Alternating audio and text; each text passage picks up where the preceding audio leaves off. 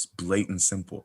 And what shocked me the most is that very recently, the prime minister Benjamin Fuckface. And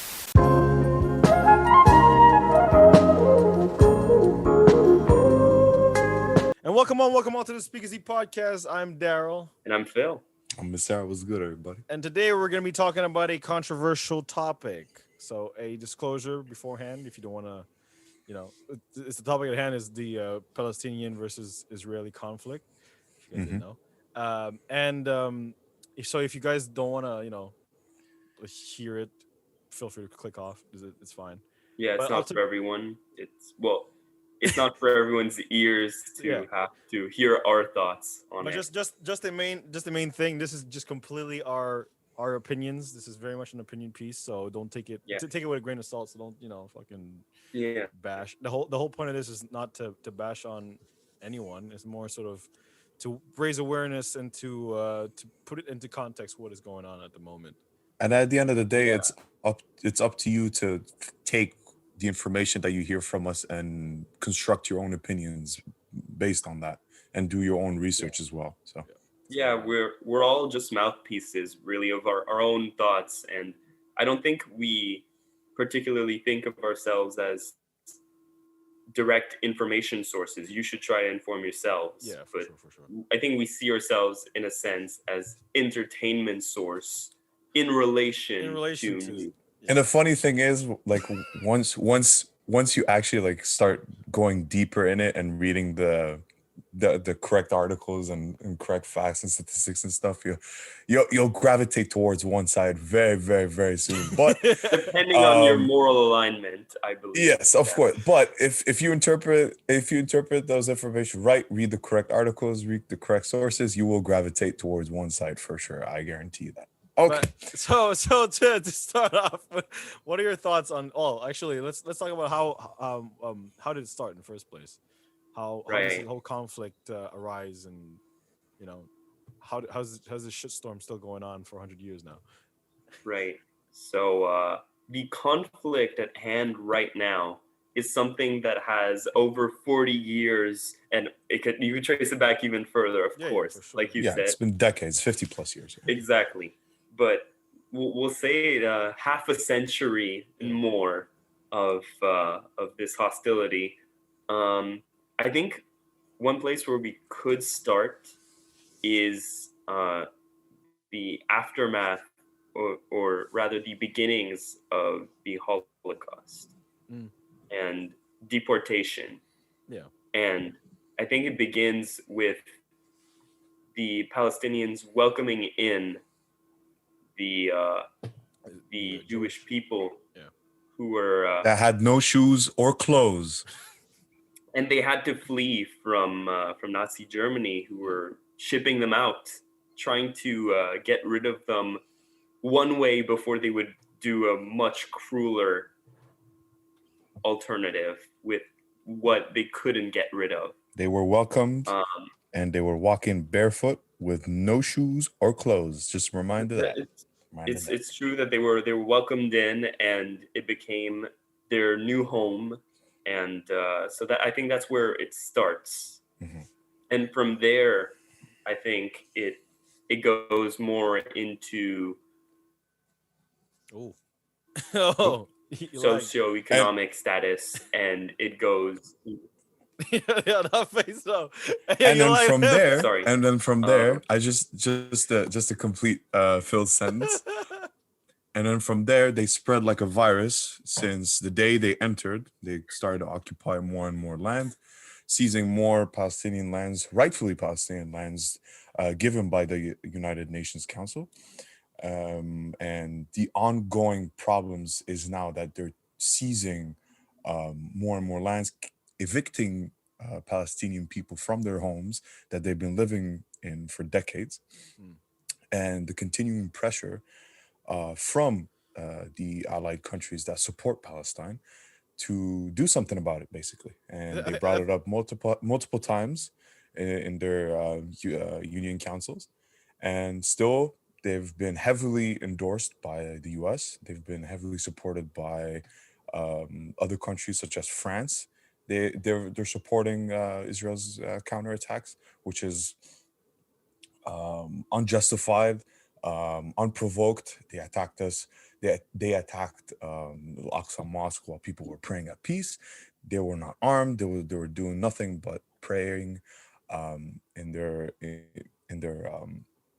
holiest of mosques. And I think we forget. Well, we also have to put into context the involvement of the British colony beforehand, because ultimately that's kind of where it really started. Where they were ultimately after the fall of the Ottoman Empire, the British seized it and sort of, I guess, claimed it for until the end of the Second World War, I think. Yeah. And then afterwards, they sort of said, "Fuck it, we're leaving because we don't want to deal with this." So they sort of created a mess, and then sort of left that mess and just said, "You guys deal with it." So ultimately, I guess they had Palestinians and civil war. The native Arabs and the Jewish people had a civil war that went on, that sort of completely engulfed the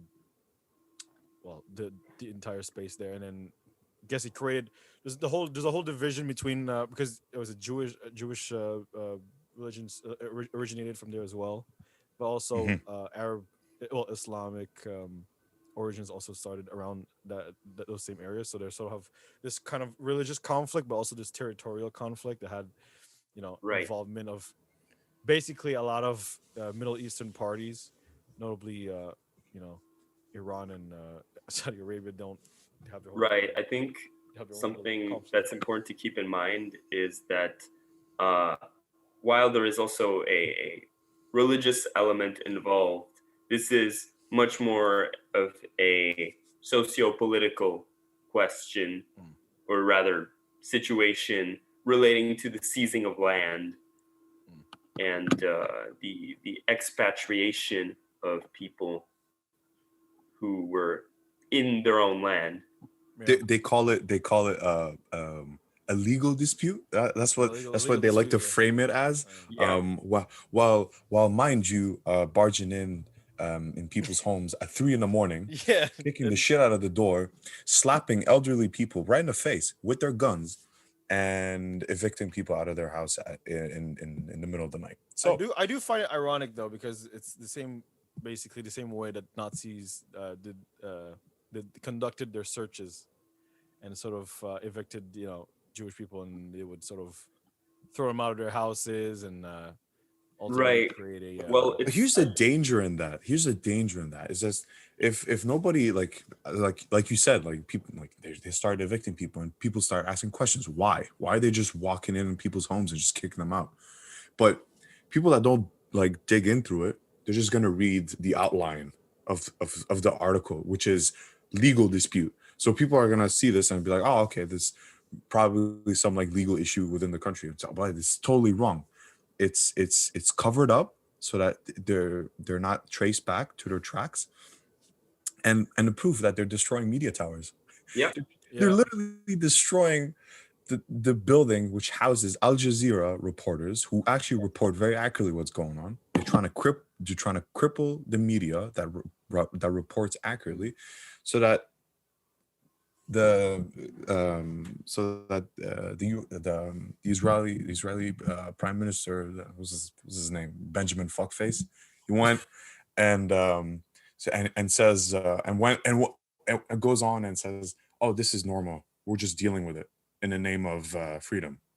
Well, I have to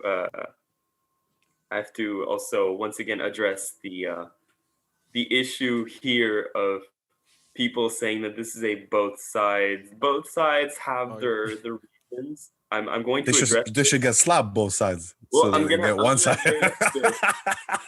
in a simple matter. I'm gonna go point by point. So, only Palestinians are under military occupation. Only Palestinians have had land stolen for illegal Israeli settlements. Only Palestinians are being dispossessed. Only Palestinians face apartheid laws at the moment. And notice only by one group, right? One state. Yeah, and they're banned as well from visiting sites of like Jerusalem or all of them, kind of banned from going there. Yeah, exactly. Apartheid laws. So this is very one-sided morally, I would say.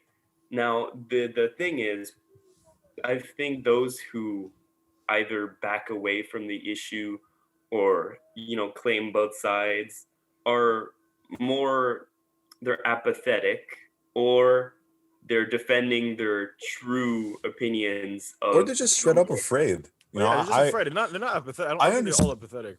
I understand that. I understand people sometimes they're out of fear, out of just like fear, they just avoid the question or they avoid the topic so that they don't want to be stuck in the crossfire. If you well, want if we're talking about the no, but I think also because that is why. But I think also because if they have an opinion, that people around them will start judging them, and sort of they will lose their friends, and then ultimately they will have, it's very much out of fear and very much out of sort of well, they're afraid of getting canceled, basically. not even cancel culture. It's not even that. It's not even of the public. It's more sort of their personal surroundings, their own friends, their own families, being sort of like, why you supporting this sort of terrorist group?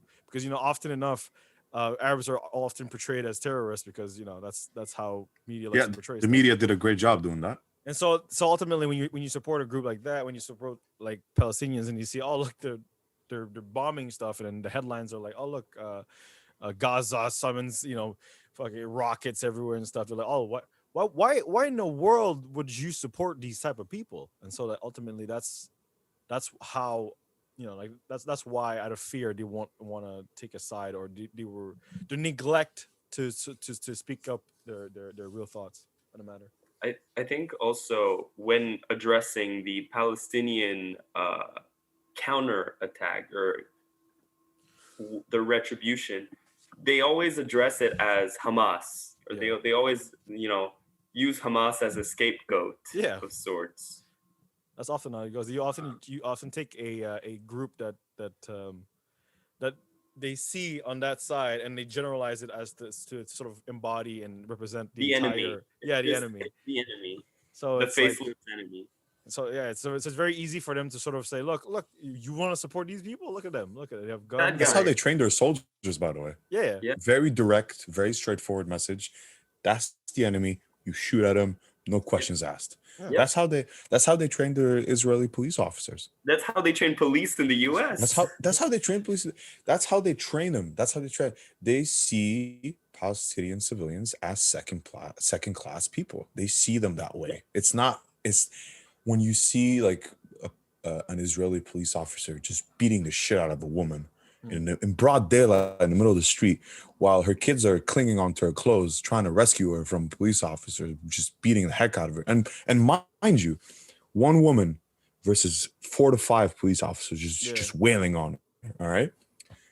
And you just look at that and you're like, well, isn't that disproportionate, right? And you take a look at the Israeli police's behavior, and you see that their behavior itself is so violent, even towards little children. Bro, the little kids that throw rocks at them because a bunch of Israeli police officers barge into their home, cut down their olive trees, beat their family members to a pulp, and then not only that, taking one as prisoner, and they start throwing rocks as a retaliation. They're obviously upset about that, right? Yeah. Wouldn't you if that crap happened to you? And they start retaliating, and guess what? They get shot at for throwing rocks. So you see their behavior is very abnormal, very violent towards Palestinian people, and I've never seen them mishandle Israeli people. I've never seen that. I've never seen. Look at that. Find me a video. I've never seen an Israeli person being mishandled by an Israeli police officer. Find me one. Right. Find me a video like that, and I'll prove myself. It's kind of the same thing in the U.S. when we're talking about black and white people, ethnic minorities. Yeah, that's something I wanted to get to. You're very correct. It's intersectionality, or rather the idea that these human rights issues are faced by peoples all over the world. And this is one example, but I think I want to add a bit of optimism to those of you who are protesting out there, fighting the good fight, so to speak, every movement that has been successfully pulled off has had a large protest, has had a trickle down effect of getting members from the previous protests. Yeah. You know, like there was the crimes against Asian people. Yeah. There was of course, the huge Black Lives Matter movement. Yeah. All of those fights are a same fight, and all those peoples will join you in your march for your own fight. So I think realizing that we're all interconnected and fighting for our freedoms and our rights for everyone unites and gives you strength. So I think sorry about that, Phil. I just wanted to add to your point, and I wanted to say that those people who are angry at others for not saying anything or reacting or speaking upon it, some people fight their own fights, and not everyone is going to take up arms, even if the cause is just, even if the cause is right.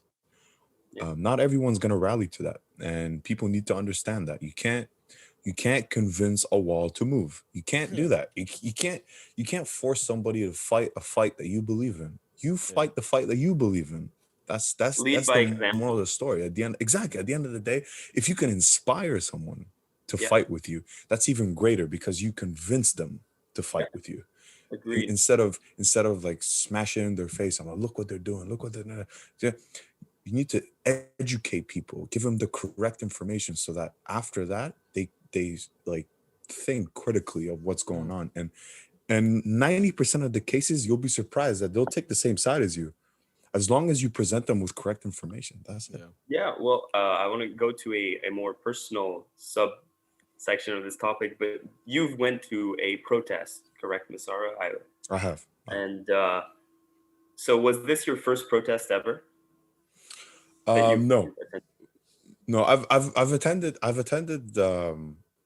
didn't attend that many protests before, but it was for different reasons. Right.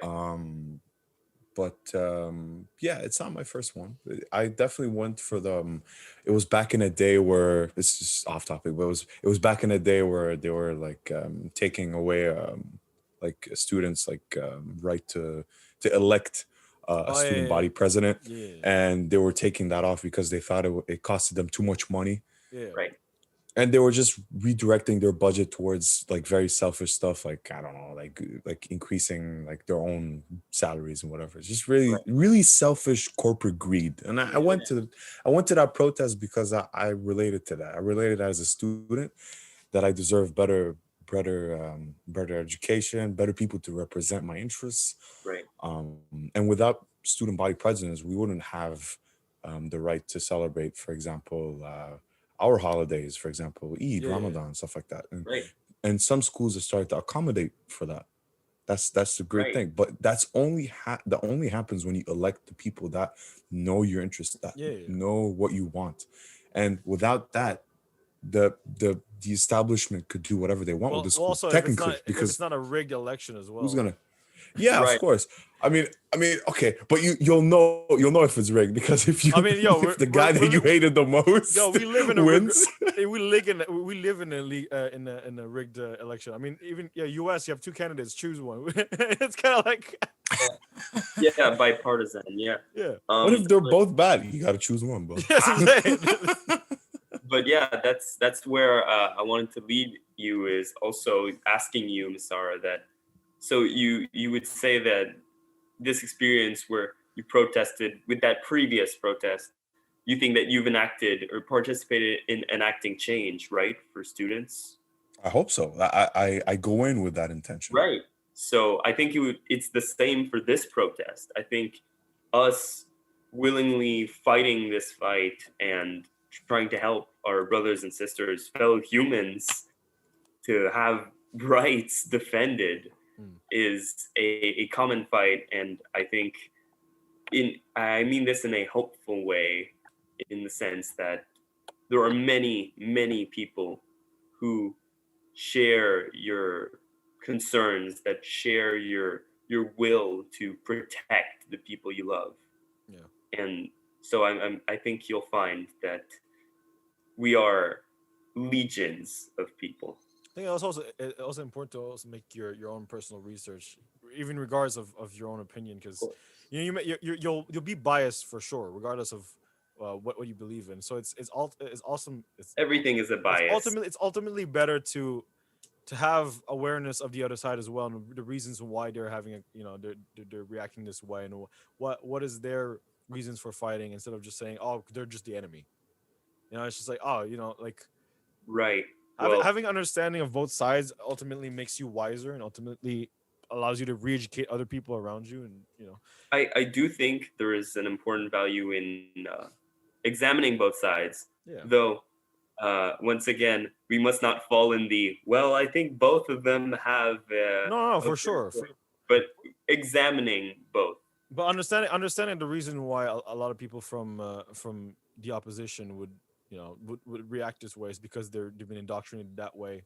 Right, exactly. It's not like they didn't wake up in the morning and say, you know what, I don't like Arab people, let's kill them. No, it's very much that some people are just groomed. It's implemented in their system and their way of thought. So it's and that we shouldn't hate people. They've just been indoctrinated, and they don't have ill intent. They're human, like you and I. It's like I won't take a 12-year-old comment seriously. Like it's not like as an adult, like better. Obviously, like kid doesn't know what he's talking about.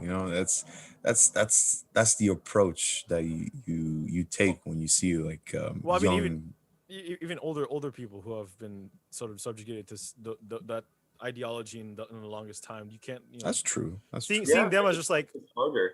Yeah, it's like it's harder to convince an old man than a young child. For sure, because that's his entire life has been dedicated to that one thought. So if you suddenly say you're wrong, the chances of them saying, oh, you know what, you're right, I was wrong for 65. Well, you can't teach an old dog new tricks. So exactly.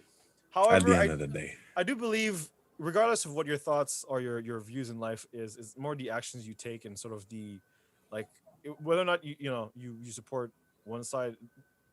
At the end of the day, understanding that people dying is bad. That's like, it's a factual thing that people are dying, and that hopefully, from your moral standpoint, seeing those people die isn't a good thing. So should be a wake up call. So so in that sense, even if you don't believe with the opposition, you should believe that no matter what, we have to stop this from happening. Right. Well, no matter your religion, no matter your belief system, if your moral standing has any ground, I think you would tend to go towards one side. As I would claim that I'm not, I don't follow Islam. I'm not Palestinian to any degree, but I wholeheartedly wish for those people to be free. And so I see it as a kind of no-duh issue, a very straightforward, we have to protect these people from being picked off like that. Yeah, of course, it's common sense at the end of the day when you see people with no power, no military, no navy, no air force, people that basically the only arsenal they have is rocks, for God's sake. Like the only thing that they have to retaliate with is pieces of minerals. Like you fire back with bullets, with rubber bullets. You fire back with missiles. You have anti-missiles. You have tanks. You have a $3.8 billion funding by your sugar daddy called USA, and you still claim this is a fair fight. That's not a fair fight. You know what? You know what would be a fair fight? Send Turkey in there. Send Turkey in there with its full force of might, with Pakistan and the rest of the countries that want to join up. You want a fair fight? They'll crush them, because the thing is, the only thing that ties their hands is the U.S. Because if the U.S. gets involved, it's going to be another war, a global war. And it's not going to be pretty. The thing I find ironic with the U.S. is their whole idea is to create peace, and that's they're like the the ref. The way I see it is they're the ref of the world. They're not the ref. They're funding it. They're the ones that's pouring gasoline into the fire. But their position as how do you see themselves is they're the ref. They're the ref of the world. They're not like oh, you know what? These two are fighting. I'll join in to just stop them fighting. But really, they're just picking a side that they think that it will be strategic for their future relationship. It's all for economic greed. All of these fights are against economic greed, and the U.S. has 10 times out of 10, the U.S. is on the side of, okay, I'm going to say that I'm here for freedom, but I'm really here for some money. Well, the U.S. not part of the UN. Donkey shit, man. U.S. not part of the UN. Are they? Is the U.S. part of the UN? I don't think so. They backed out. Under Trump. Because they're their own force. I think they backed out under Trump's administration. Because of their own force. They're extremely powerful. I mean, I think the UN is supposed to be the referee. Yeah, that's what I'm saying. The US by itself plays referee. The UN like gave accommodations for the Israelis that wanted to stay in Palestine. They gave them land. They gave them territory. The thing is, the problem is that they decided to expand. They decided to take things that don't belong to them in the first place. While they were welcomed as guests from the beginning, right? You just mind you that when we went back to the past and we tracked it down bit by bit, it's not as accurate as, most people that have studied well on those subjects. But like in brief summary, that, Phil was right. They walked in as refugees. They wanted to flee war. They wanted to flee genocide. They were the minorities, of course. But they wanted a state for themselves. But they didn't want to create one, because you can't create one. You have to take one, or you have to occupy one. So they decided to occupy that land, unrightfully so as well. It's an apartheid state that discriminates against Palestinians just because they're Arab. It's blatant, simple. And what shocked me the most is that very recently, the Prime Minister Benjamin Fuckface, he said that he doesn't mind conquering the whole territory. Like he literally said that. It says that if deterrence, his words of deterrence don't work for him, he's just gonna start conquering more land, and that is gonna trigger a lot of people. And the problem is that once you trigger those people, there's no going back.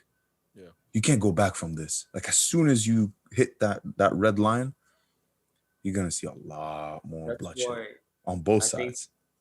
Yeah, and that's why I think we have to go back to the idea of protests, because the governments of the world, due to the US's relation to Israel as a military base, basically, largely makes it so that no government of the size of the US dealing with them is going to stand up for the Palestinians. No one is going to do it except for the people. And that's where they stand up against Israel. They're anti-Semitic. That's their trump card. They're hanging it out like they're flyers. Well, that's the thing. That's why what's necessary is that the people kind of twists the arm of their own governments to kick them in the ass, so to speak. You have to. That's the thing. There was a whole issue where was it anti-Zionist? Zionist is also anti-Semitic. Anti-Semitic. And then there's also the idea like all Palestinian are Islam. It's like they're there's different. You know what I mean? There's a lot of people think it's very much like a religion based thing. But ultimately, it's just more of a people moral type thing. It's more of a like it's not like it doesn't matter what you believe in. It's ultimately we're trying to stop this violence and trying to stop this needless murder. Ultimately, unless you are profiting off of this terror and are using your religion as an excuse, in a sense, shaming your own religion in order to get one up on the poor Palestinians. Which reminds me. That is. Yeah, go ahead. No, sorry. No, that was mostly it. Go ahead. Thank you.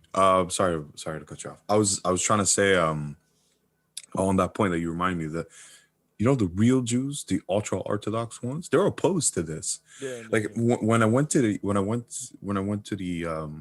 protest, they were there.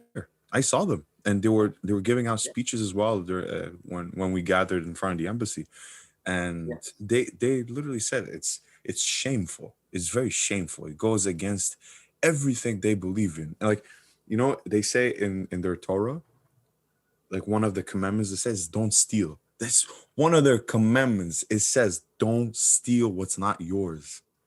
You know what I mean? Just don't steal in general. And that's like a big like no, in their beliefs.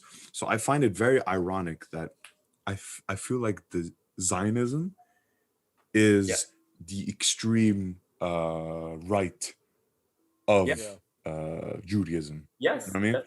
That's how I see it. Yeah. So there's a lot more. Unfortunately, that's why this problem is going on. There's a lot more extremists than more religious of them. They'd rather take the extreme side of it, which is I'm gonna murder everybody that I see fit to be murdered, just to take what I want. Is it that that the Jerusalem is our land, and that this is where we originated from, and so this is why we have to protect it from all of you? Well, they're not even supposed to have a land. That's even in the religion. They're not even supposed to have a land. They're not meant to have one. They're nomads. That's even in the religion. They admitted it. You can even YouTube it, bro. There's a bunch of like rabbis that talk about it. You know what I mean? Yeah.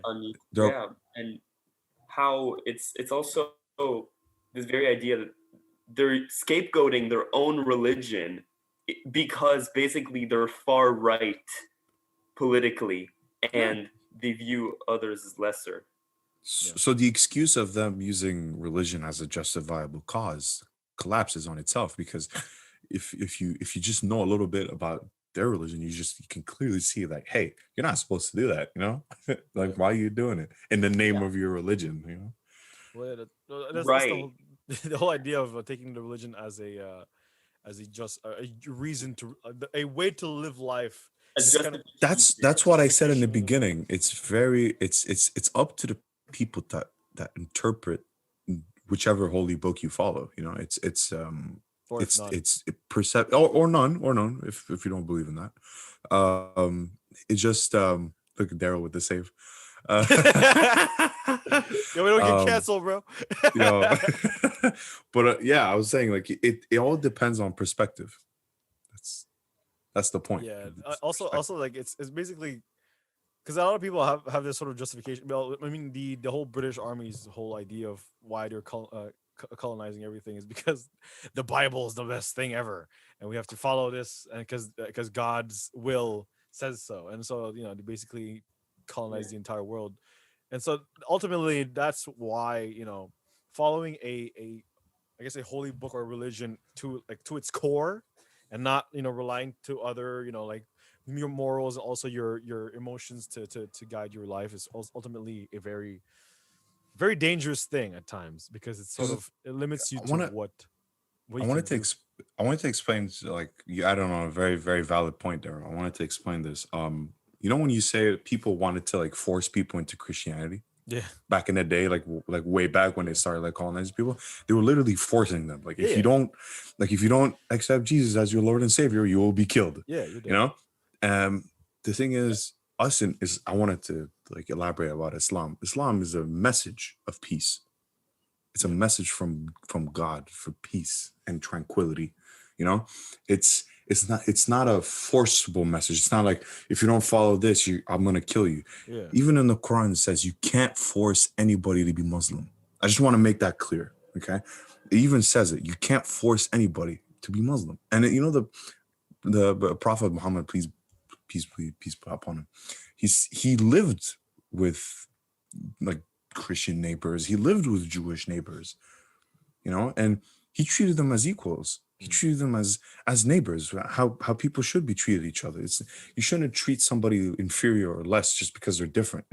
And it's within our core. It's within our religion to treat people with fairness. So people that label Islam as a religion thing. of war, of wrath, like we're some kind of like God of War character. To be honest. Yeah, like they're trying to portray us as like God of War characters, like Kratos and shit. Like, no, we're not.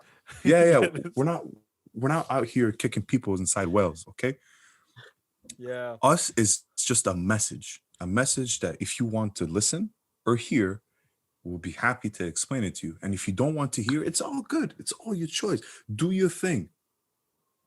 That's the point. Yeah.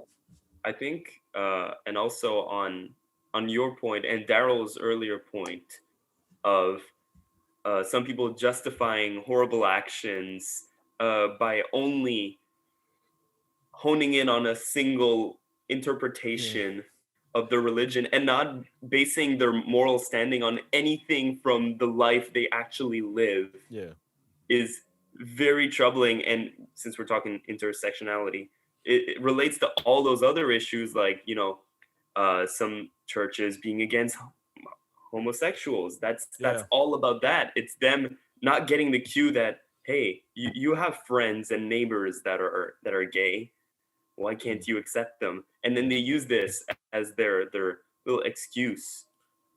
Right? It's their motto of we stick to our Lord. And to be honest, I feel like the media has a big problem, a big sort of role in this sort of false representation of different religions. It's very much sort of like, when you see it everywhere in the news, they don't even say Arab people, like like, you know, Muslims are the ones doing this. And so whenever they start with that, whenever you see someone who has you know, like a complete rando who has no idea what's going on in that part of the world, when you see that headline, it sticks to them. So ultimately, in the end, when they hear the word Muslim, they automatically associate it with, you know, terrorist attacks or, you know, 9/11 or whatever. And then you know, obviously they're gonna be old. They're old. They don't really go out of their way to look further on, you know, what's going on, what the truth behind the matter is. It's more sort of like, oh, you know, whatever information is given to me, it's, you know, that's true. And, you know, governments, you know, they know what they're talking about. You know what's hilarious? And I've seen it so many times. Yeah, that's the thing. It's funny. Like I want to make this point. Like, it's so funny. Like, people that hate Islam. I'm not talking about people that don't understand it. I'm talking about people that hate Islam. Yeah. You know what I mean? Like, I've seen a bunch of documentaries about like U.S. soldiers that were deployed to like places like Afghanistan, Iraq, all those like places of war, and they've seen very issue, by the way. That's a whole yeah. I'm just bringing a point. I'm just like I'm sidelining a bit. I'm saying the conflict over there is complete bullshit as well. It's like it's. I know it was pure oil stuff, but I'm just saying, it's like, fucking stupid, man. I know, but like I'm just saying, like, people that actually, like, people that really have a bad idea of Islam and they really let their brain be washed by media, and they, as soon as they actually start reading it, 6 months later, man's giving a preach at a mosque, bro. He's the imam at a mosque. And as soon as you understand, protest, it's crazy. It's crazy. People that just spend their time learning about something, you know, they get turned around so quick.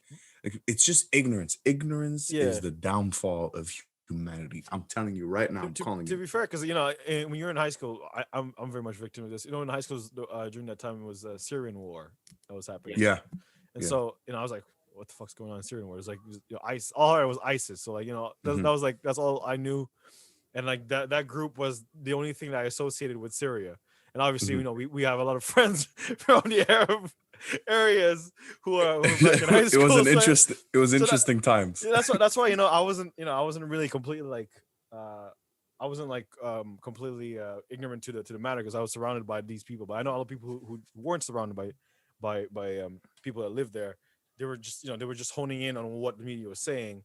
And so ultimately, you know, they're just like, oh, yo, Syrians are all ISIS, or they're all Al Qaeda. I was like, fuck, you know, what the hell's going on? And so, and you meet like a Syrian on the street, you're like, well, you're cool, dude. You know what I mean? I got no beef with you. I find it quite interesting how, like, because media sort of creates, you know, they see this whole thing happening, and they create a headline. And so that's the only thing that people gravitate towards is the headline. Forget about the description and forget about what's actually going on. It's sort of just like, look, Gaza's going through war again. Another explosion from Hamas, or whatever. Israeli forces are moving in on the terrorists. It's like that's all. It's like, oh yes, we're winning. Right. It's this term that the U.S. coined during the Bush administration and prior, the war on terror. Yeah. It's just this faceless idea somewhere in the Middle East. Terror lives there, terror. Who is terror? What is terror? It lives there. It's the ghost they've been chasing for over like 70 to 80 years. We'll stop it. It's the same thing as the war on drugs. Who is drugs? Why do they run it? Yeah. It all comes back to them. Yeah, that's a whole different issue. Like instead of targeting the actual drug dealers, they target the drug users, and so it's like they're the victims here. Exactly. That is very accurate. That is very accurate. They're the victims. Why are you attacking them? You just want an enemy to shoot at because it's profitable. Yeah, and the whole idea of trying to fund all of that's the thing is because initially it starts off with just like two people or two nations, I guess, fighting against each other.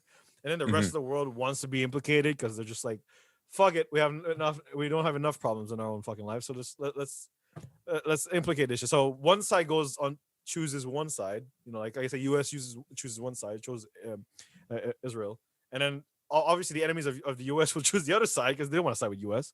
So they're ultimately becomes a world war, but not in a traditional sense. It's more sort of like it's let's propagate this message here. Show the bad guys these guys are the bad guys, and then the opposition will say the opposite. No, these guys are the bad guys, and then it's just fucking havoc everywhere. So it's just ultimately it's saying like the end. The bottom line is, at the end of the day, seeing innocent people dying for no reason should be a main concern. Doesn't matter whose side they're on, whatever, what color they are, what religion they follow. At the end of the day, seeing people who have just living their lives getting gunned down in the streets at 3:00 in the morning should be a sort of a click and be like, what, that's not cool. Like there's something going on here. What's this? Yeah. What is this? Half the casualties were women and children. Yeah, because from the Palestinian side, half. They want to stop they want to stop procreation, so they have to kill the. They keep shooting at a dead body and they're yelling Hamas. What the fuck? Bro? Yeah. It's ridiculous. Yeah, just picture that in your mind and I'll explain the whole situation for you. It's all over the fucking place. But speaking of Hamas, we'll talk about the actual like creation of it. The Hamas was created specifically to retaliate against Israeli forces that are seizing lands. That is exactly a counter attack from the Palestinians towards Israelis to defend themselves. Yeah. Hamas is justified because that is their only means of defense. They formed this group so they can defend themselves. However, the Israeli administration took that as a chance to create this whole image of that is the new enemy that we need to target now. Yeah. But matter of fact, that their arsenal is a bunch of rockets that they pick up from scraps. Yeah. Like they're not even like sophisticated missiles. They don't even fire sophisticated ones. They fire the ones that can be countered in the air by their anti-missiles from the other side. So they don't even have the sophisticated technology to defend themselves. But they do so anyway because they refuse to die, and I commend them for that. Right. I have a comparison to make. We'll say, and it's not exact, but it's kind of the same idea of the media vilifying the counter defense of oppressed people. But in the US, the media, mostly right-wing media, has begun to target Antifa, right? Yeah. What does Antifa mean? Anti-fascist. So it's just this thing where these people are revolting against fascism. And meanwhile, Hamas is revolting against fascism. Yeah. So basically, both of these movements then become vilified by 50% of the media. And they get portrayed as these these outlaws, these wild, insane people that are destroying society because they just want to bomb things. They just want to blow up stores. They just want to blow up houses, whether it's Hamas or Antifa. They're just portrayed in the same light, right? And the way to discredit any answer, any retort to the terrible actions of the state, whether it be the oppressive West or whether it be Israel. Yeah, it's very easy for them to slap a target and say it's Hamas, you know? They did that multiple times with residential buildings. Not even like base of operations, which they so-called that we have over there. They're targeting residential buildings that housed people that were still in there when they bombed it. But they did give an hour heads up warning just to hey, like you, it's like the send them a text. Send them a text. There's a missile coming. Yo, by the way, we're gonna destroy your apartment, so you better be out in an hour. Oh, thank you, thank them for that very much. But I'm just saying, like, the point that I was trying to make following Phil's like description of the facts is saying it's very easy for the U.S. and Israeli forces to slap a target on anything and call it Hamas. Well, yeah, they've been doing it for years, and the U.S. are the main actors. So I'm saying because they have such control of media. They have such control, it's very easy to propagate this. The U.S. are pros. The pros US is slapping targets. Professional at this. Like I said, Antifa is another case study, but Hamas, they've expertly done that with Al Qaeda before. They've done this. Just group everyone until this in this umbrella, no matter what this umbrella really means. Yeah. Right. And then generalize.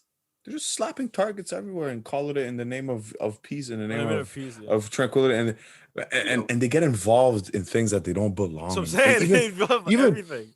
even like very recently, I think it was like Ghana's like president was holding a press conference with the France's president, and like Macron, whatever his fucker's name is. Long-nosed bastard, but he kept lying all his life, and his nose is as big as an Eiffel Tower. But I was just saying, like, this dude was saying we will continue to provide financial aid towards Ghana for their schools and stuff like that. And the president was like, "We don't need your shit." That's a load of bullshit. Bro, he literally said, "We don't need your shit. We don't want you to fund our education. We don't want you to fund our stuff." Because as soon as people accept the US or any other country that were responsible for being colonized in the first place, offering aid now. It's not aid, bro. They're trying to sink you more in debt because they want to come back at you and be like, that's hey, we gave you 50 mil for your education system. It's like okay, I'll help you with your little problem right now, but when comes a day I need your help, your positioning. It's like exactly. Remember me? Here, don't worry. Some money. I'll lend you some money for a snack, and then like a few months later, hey, knock knock, Uncle Sam wants his money back. Yeah, for that kick out I gave you on Monday. There was a whole issue a while back. Well, the same thing with Canada. Us, we enjoy.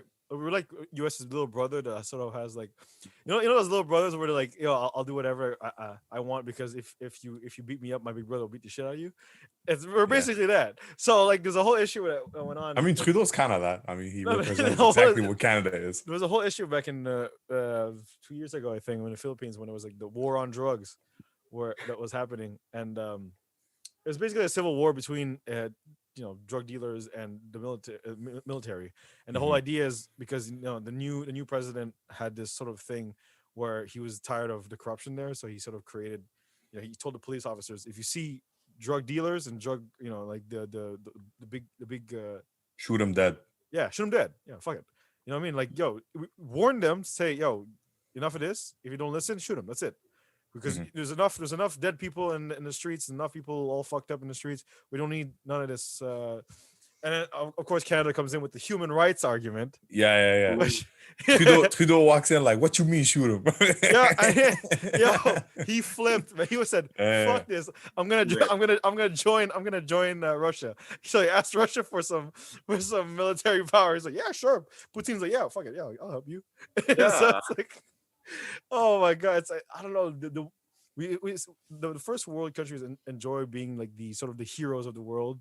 Yeah. They're the ones who kind of start everything. Yes.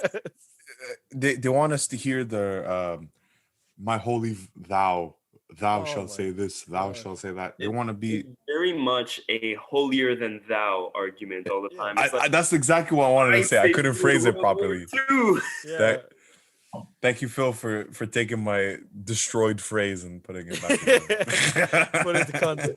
But even in the World War and in the World Wars, they were like sort of we will fight to keep the peace of the world, and and create the nuclear weapons. That's great. Nice. That's great. Yo, we should actually make like something with Phil, like holier than thou, like Phil shirts. Like you have like Phil, like it would be fucking amazing to have like like the Speakeasy like podcast merch. Like if we like started with like a bunch of merch, like we'll have like Daryl with sunglasses that says like I don't give a fuck or something on the shirt.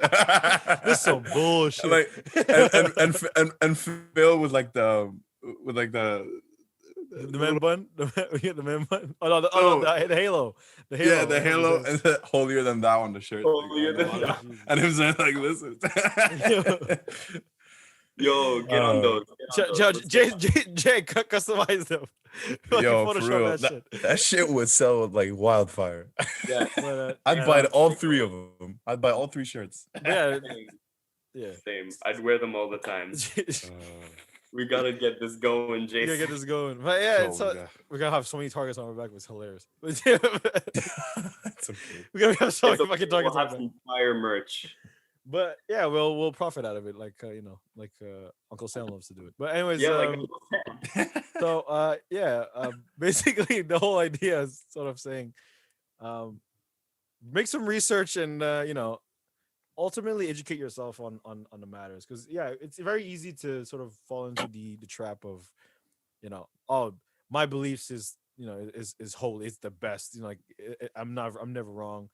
Subject yourself to hubris. It's very simple. Like everyone's has gone through it, and ultimately unfortunately not many people get to realize their mistakes before they get old and sort of tired. But right now we're in a world where basically everything's on the internet and it's very accessible. So and especially like in the future, we don't know what's going on, what's going to happen in the future, and I hope people that are neutral now and they just turn a blind eye to really just look at it, just because it's not going to go away because you turned a blind eye, you just turned your back on it. It's not going to go away just because you did that. I want people to grow up and to really like do their research and look and spread awareness about this, because if you don't do it now, it's going to be too late. And if it's too late, well, all your contributions that you're going to do that you should have done before will be for nothing. So also when the time matters the most, you should stand up for what is right. That is the basics of it. Yeah.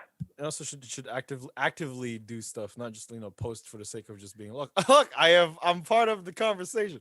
No, I want people to participate in the events that are organized, the peaceful events. Okay. I want to make myself very clear.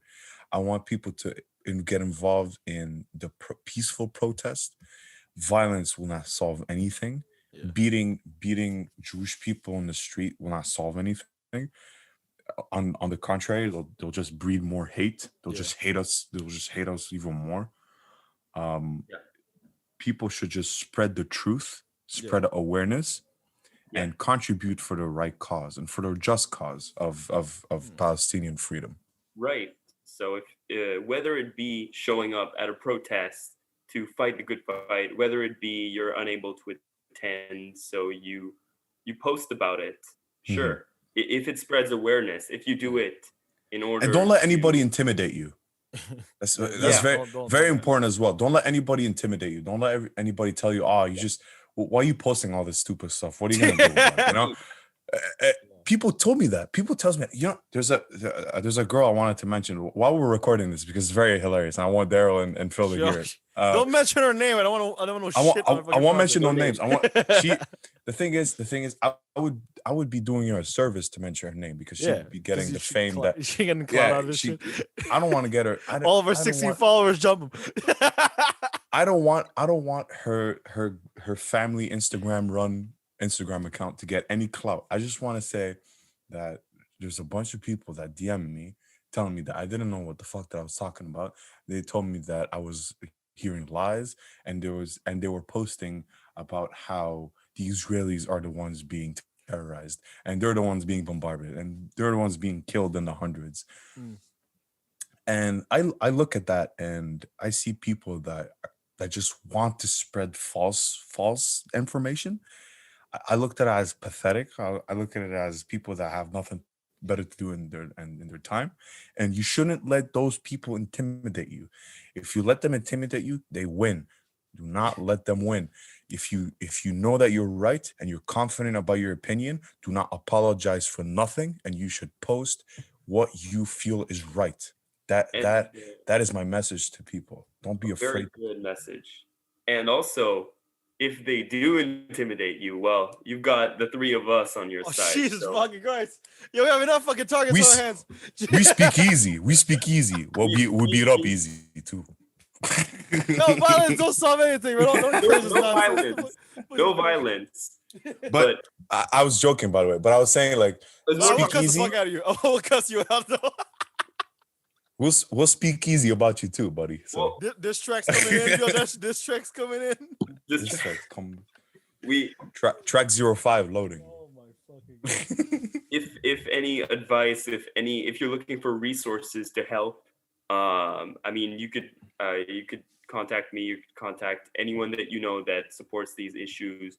We'll want to help you. If you're just someone who's like lurking about, who's still like on the fence because still trying to get all the information right, you could reach out to the people, and I promise you that the people will address you with care, with respect, and come talk to us. And also, come talk to us. You know, also having healthy debates with one another is a good thing because ultimately it enlightens you. If you think all three of us are wrong, come talk to us. Tell us why. Tell us why you feel like we're all. That's the whole point. The Speakeasy podcast. And leaving a comment like y'all trash is not it's not criticizing. Comments like this. It just shows why we are right. Because it just comments like this. Seeing it on the YouTube comments just make me giggle with laughter till the next day. Like I see that shit, and I feel bad honestly for people that like. Well, most of them are bots. A lot of them are bots. I know, but it's just like. I'm just like, no, I'm talking about the people that actually like get out of the way. Fucking Uncle Sam over here with his millions of YouTube accounts. I'm saying like those people I just want them to like have a sit down conversation with us, like without spewing hatred messages, without doing anything. Just tell us why you think the opposite way. We're genuinely interested to know what you guys think about this. I'll go as far as to say, if anyone has a severe distaste or different opinion from what we've said and wish to announce theirs, we'll welcome you on the podcast, and you'll be able to disperse your own opinions. We'll talk with you, and we'll engage. And we'll hold back Masara from. Be careful, the pan is hot. The pan is hot. I just want to leave off by saying, I think in almost all creeds, in almost all beliefs, in all walks of life, there's very common love thy neighbor. Yeah. So all of you should love your neighbors, no matter who or what they are, what they represent. Yeah, treat people with respect, with dignity, man. Like treat people like you want it to be treated. Could you imagine the roles were reversed? Could you imagine the roles were reversed? Could you imagine the roles were reversed? Like imagine just say that Palestine was originally Israeli land, and we're the ones that were refugee from wars, and we just came in, just barged in on their door. Could you imagine we did the oppression to them? How fast would the world react? Well, because we're fresh off of depression beforehand too. So like, not again. We'd see a nuclear warhead. Look at that. We'd see a nuclear warhead inbound from the window live. Yep. If the roles were reversed. But since the circumstances today are that the media are trying to portray the Zionists as the victims of this conflict, which is not even a conflict, it's an oppression, straight up. The people that want to portray that, they could they're welcome to exit the chat. You know what I'm saying? Like, if people really want to support, FBI has left the screen. FBI has left the chat. They're welcome to exit the chat. If you literally accept that what's happening right now, the kids dying in the streets and buildings being torn to pieces and hospitals being bombarded and people are left with nothing to their name, and if you genuinely stand behind that and you have no problem with that, I question your humanity, I question your dignity, and I question why you should even exist as a comment in the comment section. As a comment in the comment section. You should be just a dislike. But not even a thumb. Yeah, to be fair, that's a fair assessment. But yeah, again, you know, this is just our opinion, so don't take it with a grain of salt, and ultimately make your own research. Take it with a scoop of salt. What? take it with that bucket of salt, man. Put that salt water on there. Scoop that shit. Yeah, I'm Daryl. And I'm Phil. It was Miss Sarah. And it's been the Speakeasy podcast. We'll be back next week with hopefully our special guest who was supposed to be in this podcast, but he couldn't show up last minute. So next episode. It'll be next episode. You broke my heart, man. Yo, you know who you are, you piece of shit. We're coming for you. But yeah, anyways, peace out.